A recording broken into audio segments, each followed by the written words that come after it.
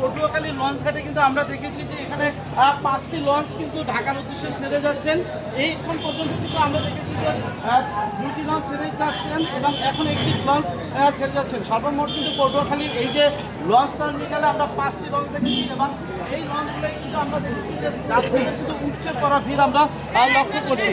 আপনাদের একটু দেখানোর চেষ্টা করছি যে পটুয়াখালী এই মুহূর্তে যে লঞ্চ টার্মিনাল ঘাটে সেখানে কিন্তু কয়েক হাজার যাত্রীরা এখনও কিন্তু তাদের যে ঢাকা যাওয়ার জন্য কিন্তু তারা এখানে জড়ো হয়েছে এবং এর একটি লঞ্চ কিন্তু যাত্রী কিন্তু ভোরে তারপরে কিন্তু পটুয়াখালীর এই যে লঞ্চ ঘাট থেকে কিন্তু ছেড়ে যাচ্ছে।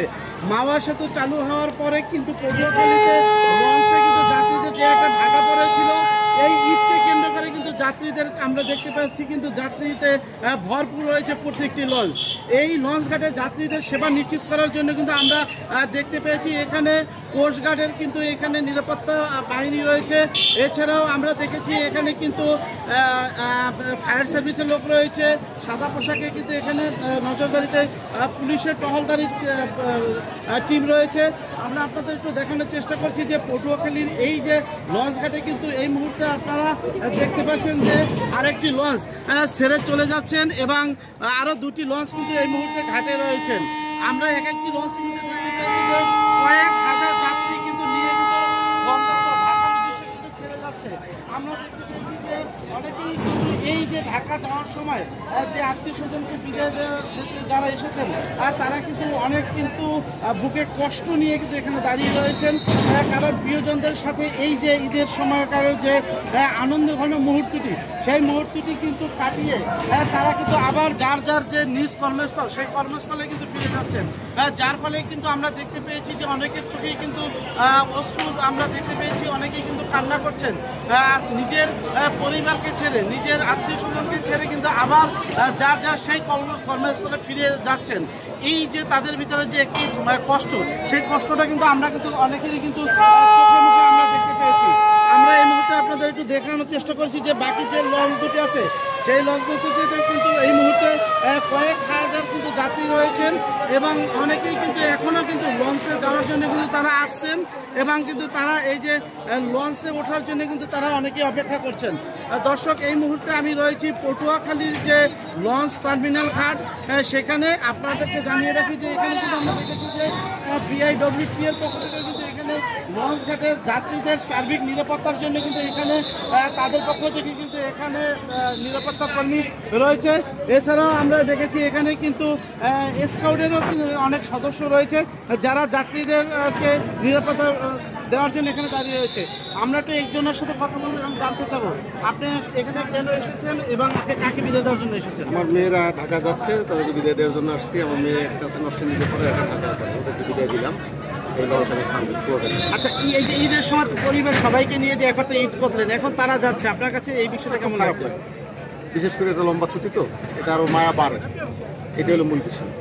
তারপর আপনাদেরকে ছাড়তে হবে, কর্মক্ষেত্রে যেতে হবে, পড়াশোনা করে যেতে হবে।